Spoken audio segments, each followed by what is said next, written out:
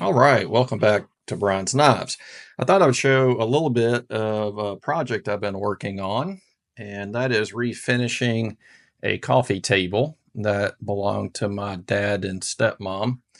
Um, she had bought some new furniture, and I ended up with the sofa table or the coffee table, and then two end tables. And they had used them a number of years, and so they were definitely needing to be refinished and some love shown to them. So they had water spots and finish that had pretty much flaked off in places. So I started this back a few months ago, and it got really hot. And since I work outside for this, I just waited until the temperatures had cooled down a bit. And so last week, I decided it was a good time to finish this table. And so I set my stuff up outside. I got my sanding paper together. And right now, I'm just trying to cut this to fit the orbital sander that you see sitting there. But as you'll notice, it wasn't quite a full quarter sheet of sandpaper. And so it does not fit. It needs that full quarter sheet. And the piece I started out with was not quite a full piece. So here in just a second, I will cut that uh, so that it'll fit the sander and do some of that initial sanding. I will tell you, I used a couple of different products to remove the old finish. One was the citrus stripper that like Lowe's sells. It's orange. It's supposed to be non-toxic, and let me tell you, I didn't think that worked worth a darn. As a matter of fact, I spent more time getting that dried gel out of the grooves of these table legs and pretty much anywhere that that stuff seeped to that wasn't easy to get to. It dried in a crusty type deal, and I had to go in there and scrape it all out. It probably works fine for a project that is fairly flat. If you want to do a picture frame or maybe something like that, it would be okay. But it did not work well for this, and I tried it two different times, and I have now sworn off of that product altogether. So I am not a fan. You may like it fine. Instead, I went and bought some varnish stripper from Minwax. Found that at Lowe's. It reminded me of Zip Strip. When I was growing up, I can remember my parents using Zip Strip to refinish furniture, and that seemed really similar to that product. It's watery. You basically brush it on, and you take a piece of steel wool and start rubbing on, the piece of furniture, and before you know it, that finish is dissolved. And so that worked way better than the citrus stripper did. So that's my 2 cents. Your mileage may vary, but that was one thing I learned with these new products that I really hadn't used before is that it just did not work well in my application at least. And I followed the instructions on it, and it just did not perform very well in my opinion. Okay, so I've got this that Black and Decker sander. Man, I have had that thing forever. I think I was maybe 16 or 17 when I started getting into woodworking a bit. Still living at home, and one year for Christmas, my dad's mother bought me quite a few power tools, and this was a Black and Decker sander that I got at that time, and that thing still is just working along like it did when it was new. So, about the only thing wrong with it is the foam pad or rubber pad, whatever it is there on the bottom, shows some wear just from age and what have you. But it works great. It's a great little sander, and they made good products back then. Not sure so much about now, but glad to still have it and still get to put it to use. So, and there I am trying to get rid of some of the old finish that was left over there. Uh, and that could very well have been some of that citrus left over remover that, the gel sounds like a great idea, but it doesn't work too great in some instances. And so I fought that a lot in this project. So I could have had this done much sooner if I just started with the Minwax product instead. But, you live and learn, right? You live and learn.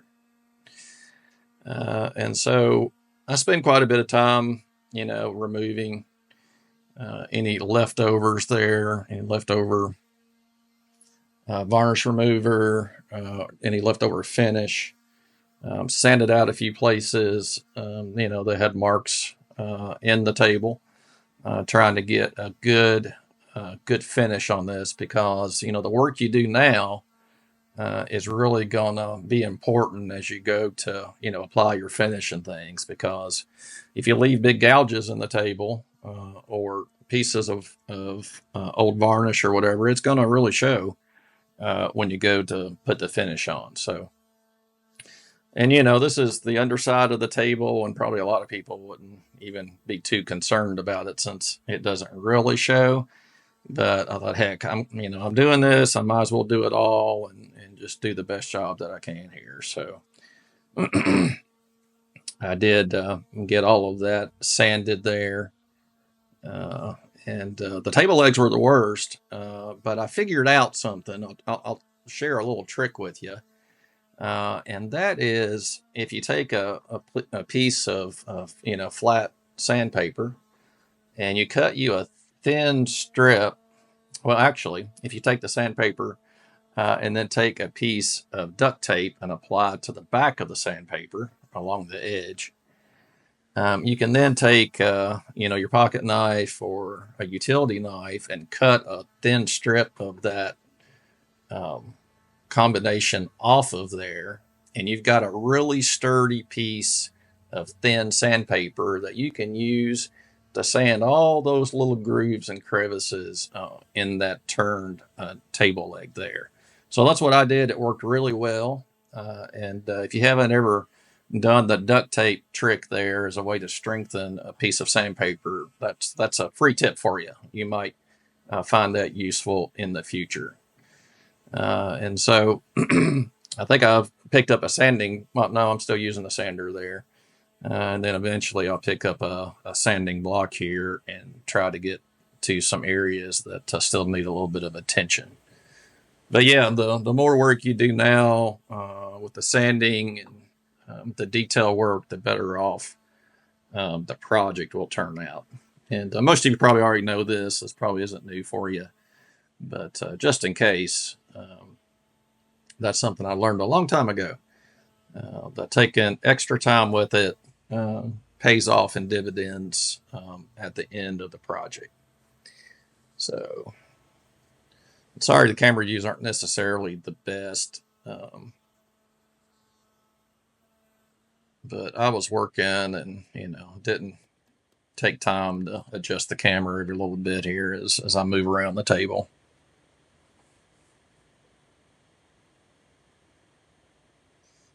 Yeah, and so what I'm doing here, I'm trying to scrape up some of the sawdust that's left there because I know that I've got some dings in that table that I want to fill.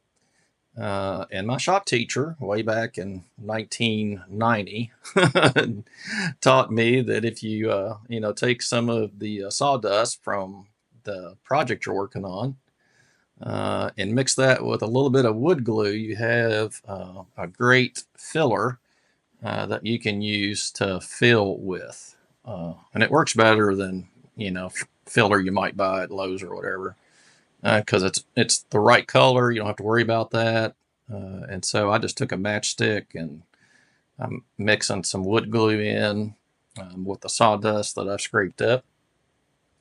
And you can do that and apply that, to places on the table and then sand it smooth. And it does a great job of covering up dings or marks on the table. And my shop teacher also mentioned that, the sign of a good woodworker is not necessarily the mistakes that he might make, but how well he can hide them. So I don't know if that's 100% true, but I think there is some truth in it that you sometimes, you may have to go back and do some work and just making the furniture look good. And that trick can go a long way in helping you get there. So, another little tip for you as we work on this project here.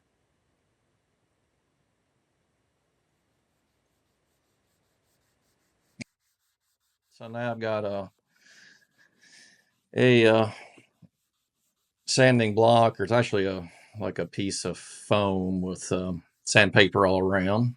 And I ordered those off Amazon. They come in pretty handy. I have several grits, and I use a 120 and a 220 on this as I'm kind of finishing up the last bit of sanding that I have to do.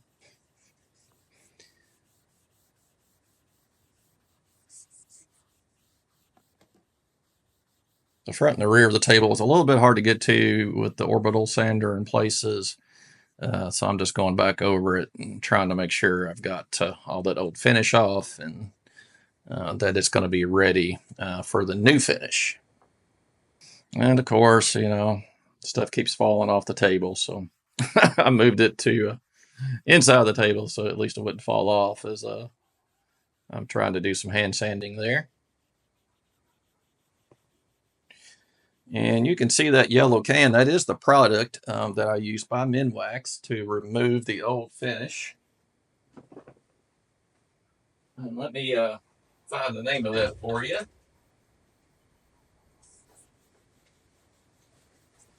So that product is called Minwax Antique Furniture Refinisher.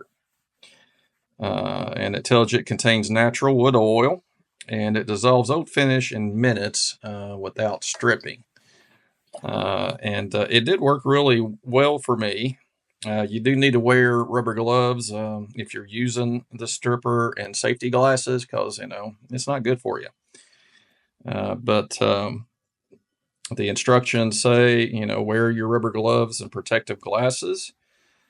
Pour 4 to 6 ounces of the furniture refinisher into a metal or glass container, and then dip a piece of fine steel wool, 4/0, into the Minwax.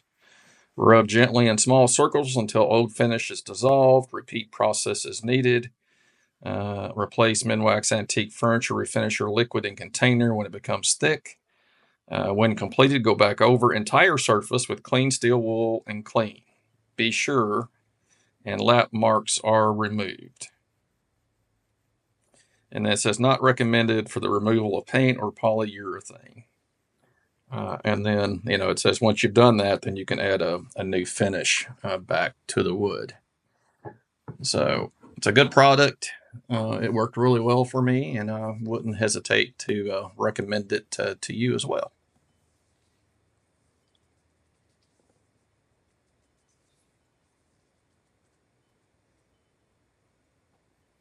And you may want to skip ahead here. I'm just doing, some final sanding, trying to get the places that were hard to reach with the electric sander. So these little sanding squares, or whatever you want to call them, they work really well. I like them a lot. It's easier on your hand than just a piece of sandpaper, for sure.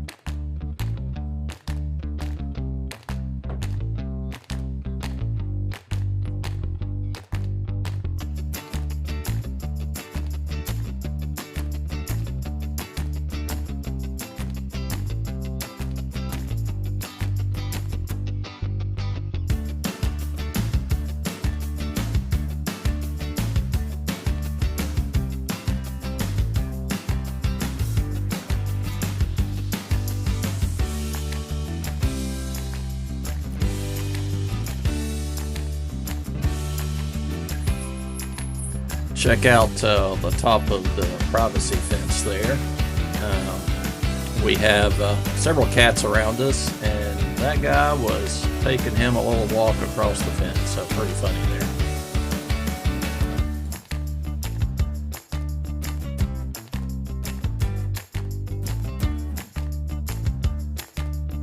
there. Okay, I think right here is where I make that strip of sandpaper, I'm going to put some duct tape on the back of this piece and then cut out a strip so I can work on those table legs some more. So you'll kind of see me do that, even though the camera angle's not great. I think that'll make sense to you.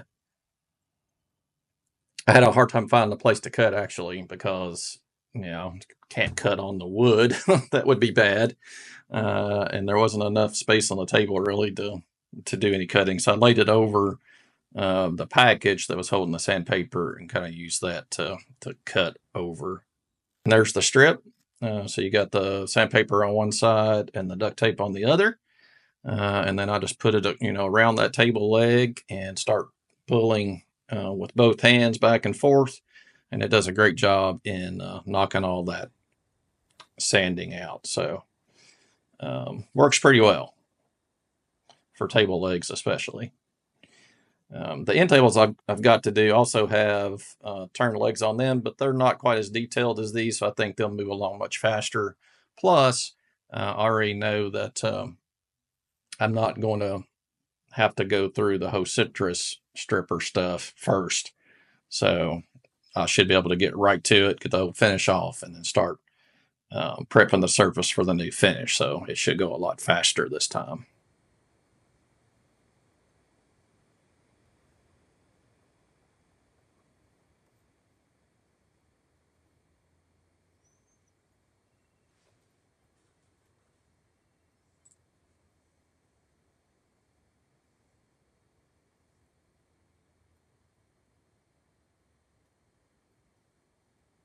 So yeah, just sanding away. I do this on all four legs to make sure and I even end up having to take a tiny screwdriver, and start scraping some of that dry gel out in the grooves there. Yeah, it took a bit to get all that out of there. Quite aggravating, I have to say.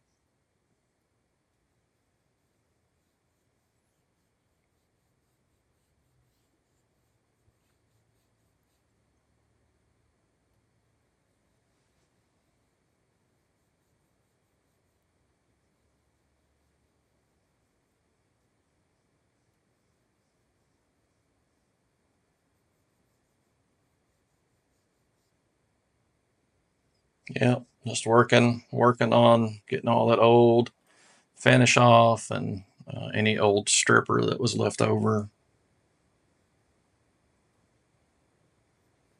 And it was starting to get warm about now too. That sun came out and it really started heating up out there.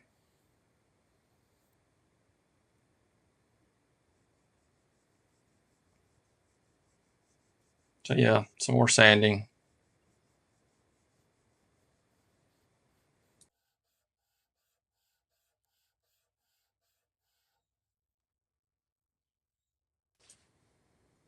Okay, this really kind of winds up this part of the project. I'm going to share some additional things with you as far as applying the finish goes, and that kind of thing. So we'll take a look at the table now that it has a coat of finish, and what it looks like to apply additional coats. I'm using the Minwax tung oil finish for this table. I thought I would do something different instead of using poly like a lot of people do. And so this will take multiple coats to really get a nice shine to it. So that's what we're going to do here. But I'm going to cut this video off here because there's not much else to show. And I'll see you in the next video as we finish up this project. Appreciate you watching so much. Hope maybe it was helpful. And feel free to leave me some comments or ask any questions you might have. Thanks so much. Take care. God bless. Bye. And the screen fades to black. I feel warm from the memories it brings back. Dad's legacy lives on in each collector's find. In those vintage blades, I feel them close intertwined.